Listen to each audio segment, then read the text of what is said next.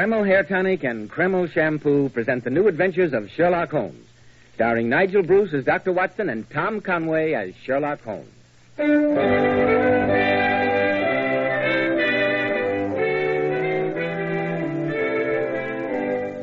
Now let's drop in on Sherlock Holmes' friend and ours, Dr. Watson. Good evening, Dr. Watson. Good evening, Mr. Bell. Here you are. Come and sit down. Thank you.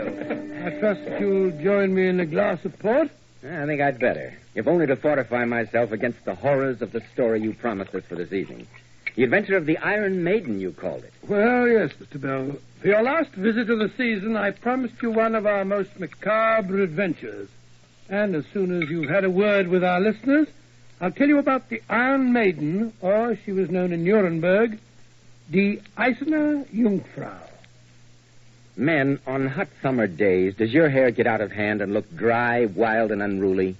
After a swim, does it feel sticky and stringy, so matted and tangled? Then remember, Kreml Hair Tonic keeps dry, wild, sun-baked hair looking perfectly groomed throughout the hottest, stickiest day, as if your barber had just combed it. You see, Kreml contains a special combination of hair grooming ingredients which is found in no other hair tonic. This wonderful, natural-looking hairdressing has just enough light oil to keep hair neatly groomed with an attractive, healthy-looking luster. Yet Kreml never leaves the hair looking or feeling greasy or sticky. Kreml always looks and feels so clean on both hair and scalp. It leaves the scalp feeling so cool, refreshed, and alive. So make Kreml a daily must this summer for that handsome, clean-cut look from morning till night. Kreml, Kreml Hair Tonic. Now, Dr. Watson, I'm sure we're all as anxious as I am to hear the strange story of the Iron Maiden. Well, it was just before the turn of the century, and Holmes and I had brought to a successful completion a most delicate mission for the reigning family of Saxony. We were spending a day of relaxation in the picturesque old German town of Nuremberg, preparatory to a leisurely trip on the Rhine, and then back to England. As we were getting up from breakfast in our rooms in the hotel, Holmes said, "Wonderful weather, Watson. And I see you're admiring the excellent view of this quaint old town from our window." "View? Oh, yes, I suppose the view is all right." "You don't sound very enthusiastic." "I'm not. You know what the trouble with Germany is, Holmes?" "No? What?" "It's full of Germans." Oh, must be the waiter. Come in. Have I the honor of addressing Mr. Sherlock Holmes of London, England? This is Mr. Sherlock Holmes, sir. My name is Watson. Dr. Watson. Ah, yeah, Mr. Holmes, so celebrated colleague. Oh, that's very good, eh? Permit me that I introduce myself, gentlemen. My name is Ferdinand Langer. Yes, Mr. Langer? My friend, the chief porter of this hotel, told me of your arrival, and I have come to beg of you if perhaps you can help me with my so difficult problem. If it is a matter for the police, Mr. Langer, I fear that I shall be unable to assist you. I have no official standing here. And besides, Dr. Watson and I will be leaving tomorrow. Ah, the police. To the police I have been, Mr. Holmes. At me they laugh. I am, how do you say, chief keeper of the fünfeckiger Turm. What? The five-cornered tower of the castle of Nuremberg. You have heard of it? Of course. And of its famous torture museum. Torture museum? That sounds distinctly unpleasant. For 35 years now I work in the tower. In the last 18 years I am chief keeper. All this time there is never a complaint about me. But now, these last few weeks, the letters have started to come. Each one with more awful threatenings. Threats, Mr. Langer? Threats of what? That too old I am getting. That I should resign my position. That if I do not, something terrible will happen.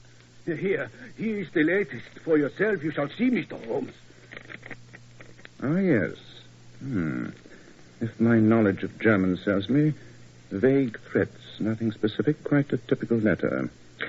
From the irregularity of the handwriting, Mr. Langer, the slanting lines and certain other definite characteristics, I'd say that the writer of this letter is definitely unbalanced. Ah, You mean mad, Holmes? Perhaps not outwardly so, but most definitely abnormal. And from the fact that these threats are evidently designed to make you resign your position, Mr. Langer, I deduce that the author of them must be connected in some way with the affairs of the tower. Have you any suspicions? This I do not like to say, Mr. Holmes. But there is a young man, my assistant, Heinrich Schiller, who but waits to step into my shoes. He even presumes to pay court to my daughter Elsa. Oh, well, we're only young once, Mr. Langer. Oh, my daughter, I have better things in mind than this insolent young man. Well? So, you two, Mr. Holmes, think Heinrich wrote these letters? You think I should have him arrested or dismissed? I think you'll require more evidence than a mere guess, Dr. Langer. But how shall I get it? Well, perhaps we might combine business with pleasure. What do you say, Watson? Suppose we have Mr. Langer show us through Nuremberg's most famous sight, the Five-Cornered Tower.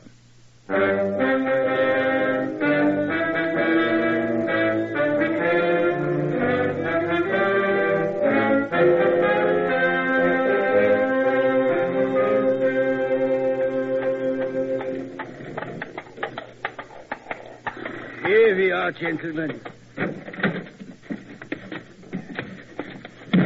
If you will just follow me through this gate here. This way, gentlemen. Just a moment, my man. Are you in charge here? Yes, madam. Then why are these people being admitted to the tower, while my friend Miss Simpson and I are kept standing about and debarred from entrance? Oh, do please be careful, Amelia. It isn't as though we were home. Nonsense. I insist upon knowing. I am sorry, madam, but the tower is not open for visitors until 11 each morning, as you will find if your Baedeker you will consult. And it is now but 10 o'clock. Then why are these two men being admitted? Because... No excuses. I'm English, my man. And in England, we believe in fair play.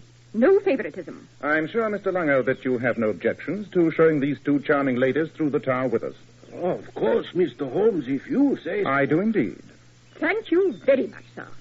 Just what I should expect from a fellow Britisher. A pleasure. After you, ladies. Lead the way, Mr. Langer.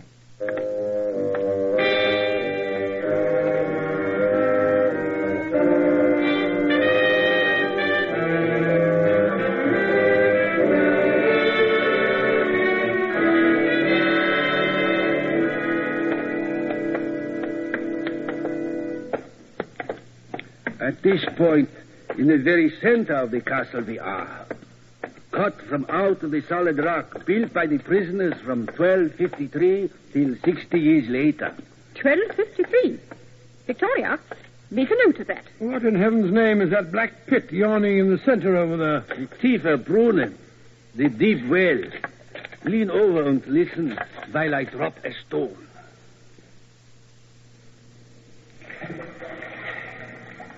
Oh, it must be almost bottomless. About 340 feet, I'd say. You have been here before, Mr. Holmes? No, I merely counted the interval from the time you dropped the stone until the splash. Oh, Amelia, down that corridor, look. That gigantic shadow. It's getting nearer. Oh, no. Control yourself, madam. It's merely somebody approaching with a torch. Good morning, Herr Langer. I did not know you were showing a party so early. That is Heinrich, Mr. Holmes. Follow with us, Heinrich. Yes, sir. Here are the dungeon cells, where were kept the prisoners. It's most insanitary, I call it. Nothing but damp stone. Barbaric. Just what I should expect of foreigners. And here, the torture chamber. What are all those strange objects? Oh, at least there's a couch for the poor prisoners. Hardly that, I fear. That wheel-like object at the head of it proclaims its true purpose. Yeah, Mr. Holmes. This was the rack. On it they would tie the victim, and with the wheel they would stretch and stretch and stretch his limbs until his bones cracked. Oh, how awful. Come, Victoria. No weakness. Pleasant idea, I must say. What's that iron collar thing up there? That, Doctor, fits into that larger iron frame which over there you may see. Around the neck of a prisoner, it was snapped and locked, so that the unfortunate man neither sit nor lie down nor sleep could. Regular chamber of horrors.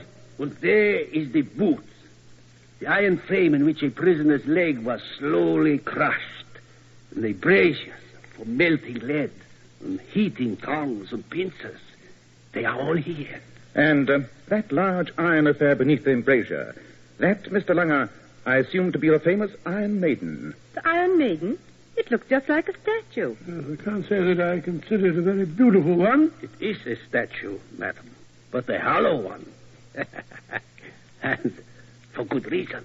I think I'd rather not hear about it. Victoria, keep a stiff upper lip. The two halves of the statue swing open, and within are many iron spikes, as in a moment you will see.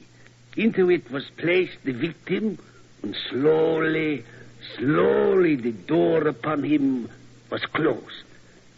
The maiden's kiss, the executioners called it. Imaginative bunch of fellows they must have been. A most graphic description, Mr. Langer. Thank you.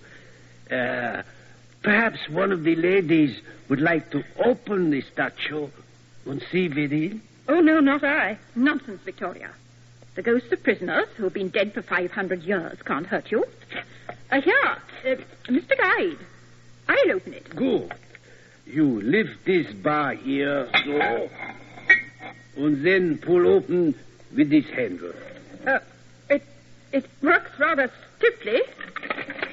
There, now it's opening. Good heavens. Oh, there's something inside. The body of a woman. No, don't touch her. Mr. Holmes, the letters. Something horrible they spoke of. Now it has happened. Yes, unbelievable. Control yourself, Victoria. Schiller, take these two ladies out into the air. Yes, sir. Now, yes. chin up, my dear. Chin up. Lean on me if you like, but chin up. Oh, I must say, Holmes, that's about as nasty a sight as I've ever seen. Quite so, Watson. Mr. Langer, do you recognize this woman? Never saw her before. What time yesterday did the last visitors go through? The museum is closed from 6 o'clock on, Mr. Holmes. Then the body of this unfortunate young woman must have been placed here between that time last night and the present moment. Yeah, but how I cannot understand. Now, at last, to me the police will have to listen. Undoubtedly. And you'd best send for them at once. Dr. Watson and I will be leaving Nuremberg tomorrow morning, and the authorities will no doubt wish to take our statements. Immediately, I shall send for them. We shall wait here for their arrival. Oh, this scandal. It will wreck the museum. Mr. Holmes, you have seen Heinrich. Tell me, could he so terrible a thing have done? That, Mr. Langer, is a question we'd best leave to the police. I fetch them at once. A curious problem, Watson. The solution is, of course, obvious to you. Solution? This murder, you mean? Murder? There's been no murder, Watson. What the devil do you mean, Holmes? With the corpse literally staring us in the face from inside that revolting iron statue. If you will examine the corpse for a moment, my dear Watson, you'll notice that it exhibits no signs whatsoever of rigor. By Jove, you're right. But what on earth does it mean? Simply that this poor woman was dead long before her body was put into the Iron Maiden. I've no doubt that the police will quickly be able to establish that a corpse is missing from the morgue or one of the local hospitals. But, Holmes, what can be the purpose of so fiendish and so horrible a plot? I hardly expect you to tell me it's merely a practical joke. Far from it. Madness lay at the bottom of those letters that Langer showed us. And madness placed this body within the statue. But the difficulty, Watson, will be to reveal the madman behind these acts.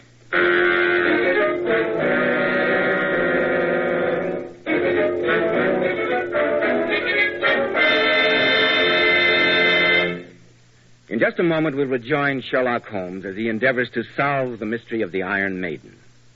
Men, on hot, sticky summer days, your hair needs extra special care. And when you buy a hair tonic, why not buy one that does lots more than just keep hair looking handsome? Why not get your money's worth and buy Kreml hair tonic? No other hair tonic keeps the hair more neatly groomed and attractive looking. Kreml gives hair such a handsome, clean-cut appearance.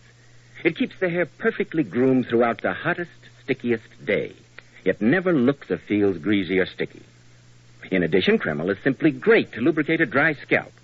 At the same time, it removes itchy, loose dandruff and leaves the scalp feeling so clean, refreshed, and alive.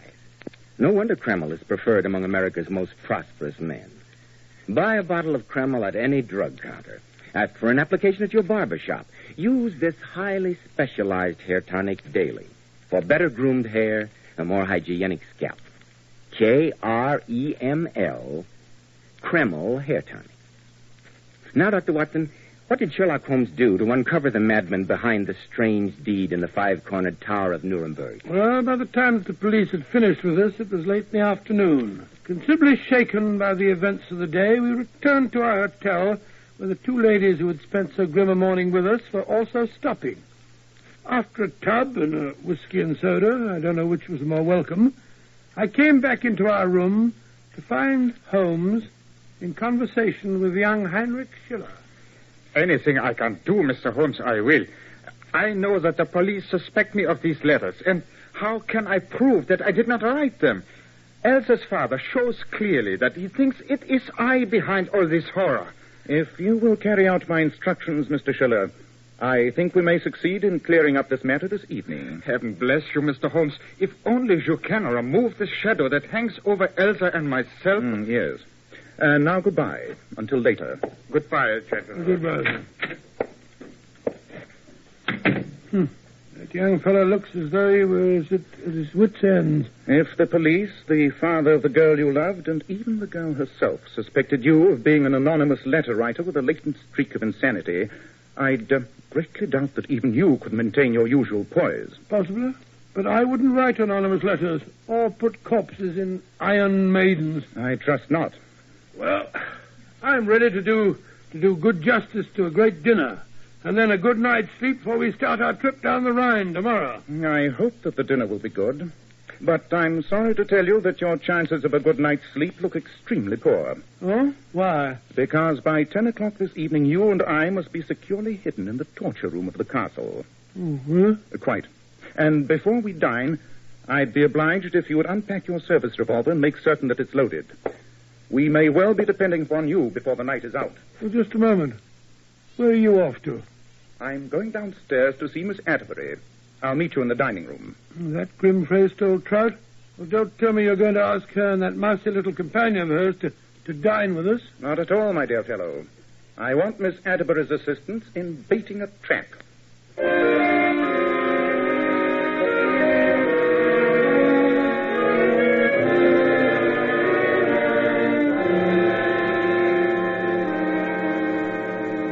So there, Miss Atterbury, you have a frank statement of my problem. I understand, Mr. Holmes. The difficulty, you see, is that although the man in question is undoubtedly as mad as a hatter, there's no way in the world by which I can prove it.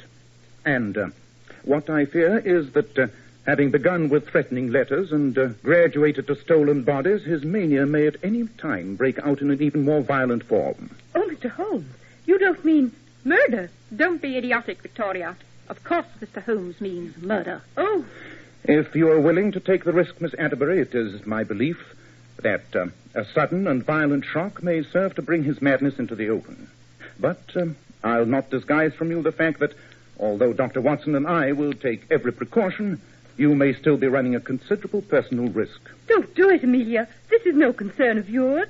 Think what the dear vicar would say. The vicar would probably faint. I, however, am made of sterner stuff. Mr. Holmes, I shall be glad to assist you to the best of my ability. Capital. Then I shall see you at about 11 o'clock tonight, Miss Atterbury. Although you will not see us.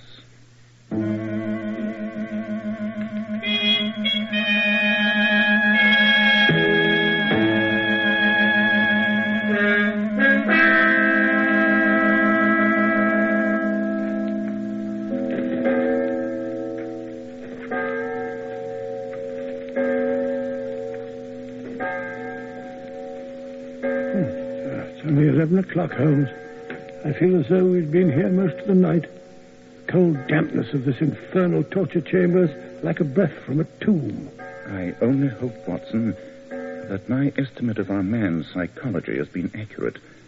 I'd hate to think that I'd put Miss Atterbury into jeopardy unnecessarily. She looked to me the sort of female who could take care of herself if she were charged by a mad elephant. Nothing wrong with her courage, though. There are not many women who would... Listen. You hear that, Watson? Yes.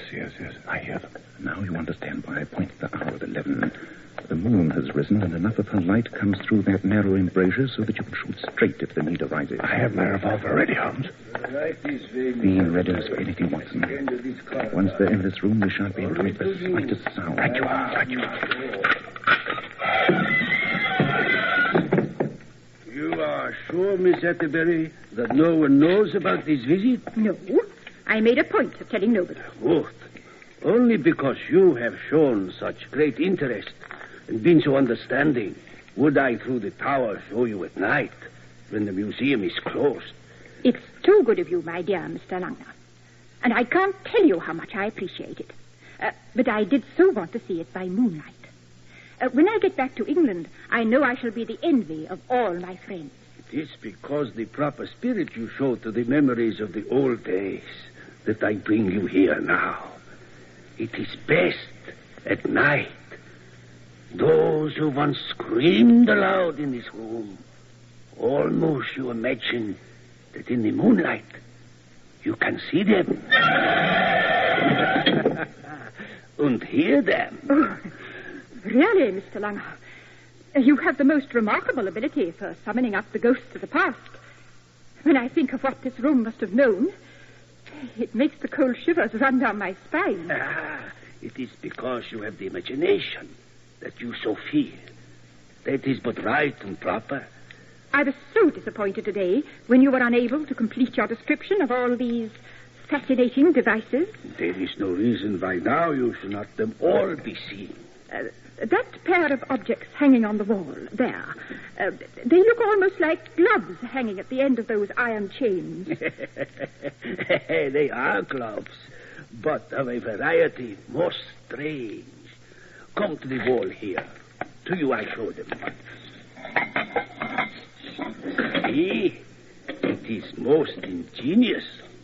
So, the iron gloves open, and into them were the hands of the prisoner put.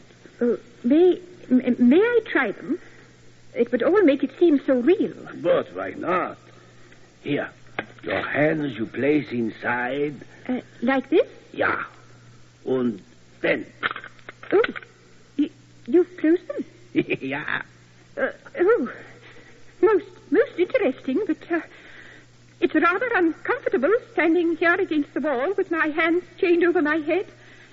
So, if you don't mind... But that is only half of it. All you have not yet seen. I pull back this lever so, and slowly the stones of the floor under your feet move away. Until you are hanging above a pit that goes down into the deepest depths of the castle. And there you shall hang. Or shall hear you until ready I am to pull the lever that the chains will release, and down you will go. Don't touch that lever. He's reaching for it. Quick, Watson. Good work, Watson. And just in time. Is everything all right, Mr. Holmes? I watched the corridor as you told me. Quite all right, Schiller. Just reverse that infernal device and let's release Miss Atterbury. Oh, thank you so much.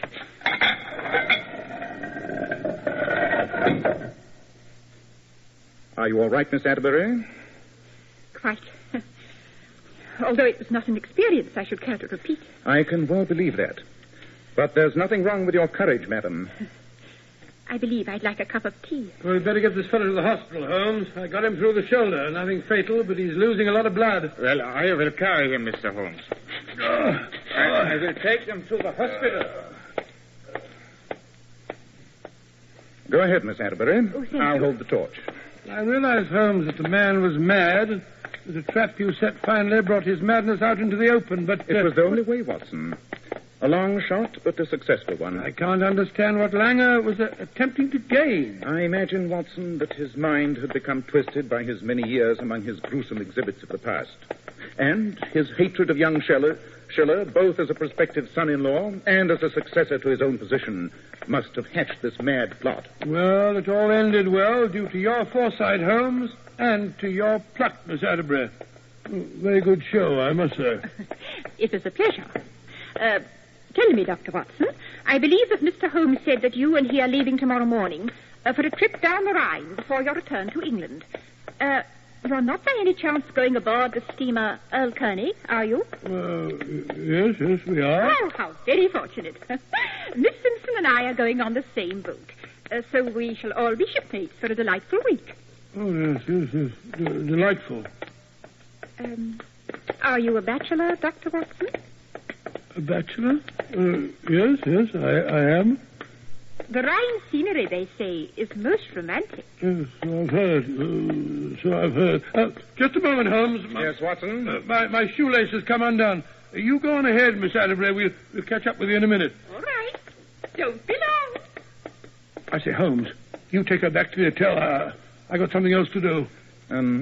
Going to change our tickets, Watson? Huh? How'd you know? I thought you might be thinking of giving up the Rhine trip and getting out of Germany by the fastest A train. brilliant deduction, Holmes. Elementary, my dear Watson. Elementary.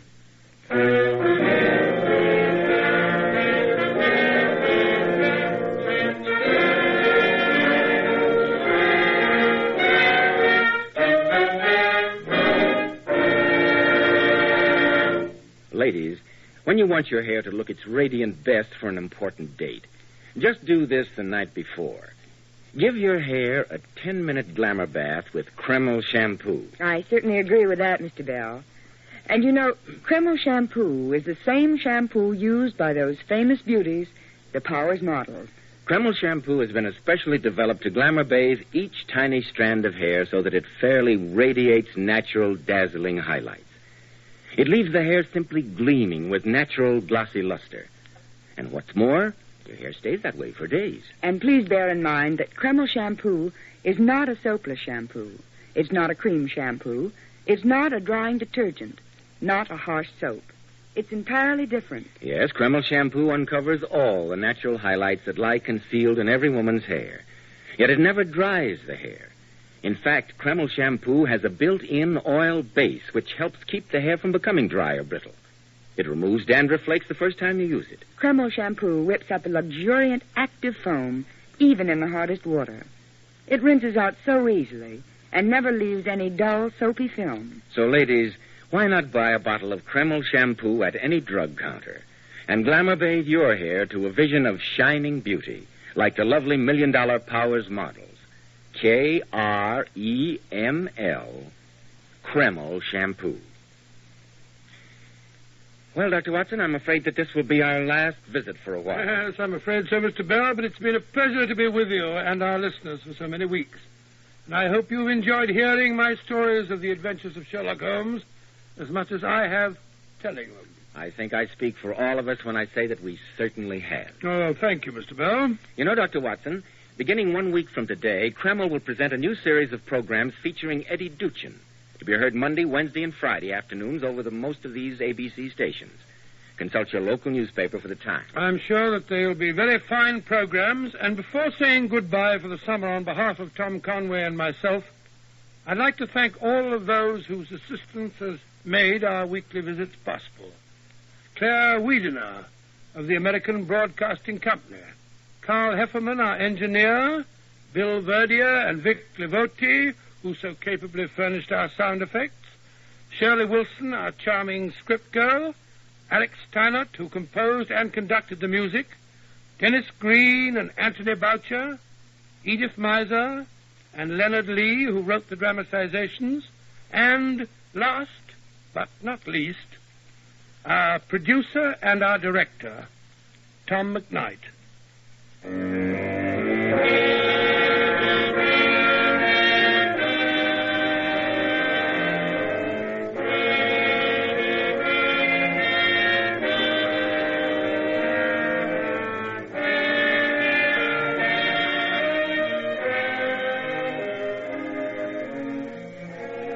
Tonight's new Sherlock Holmes adventure was suggested by an incident in Sir Arthur Conan Doyle's story, The Final Problem.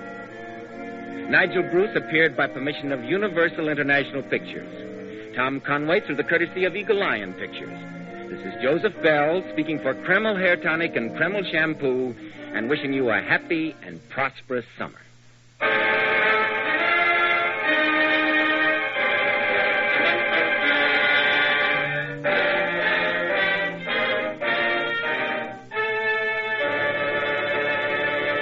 This is ABC, the American Broadcasting Company.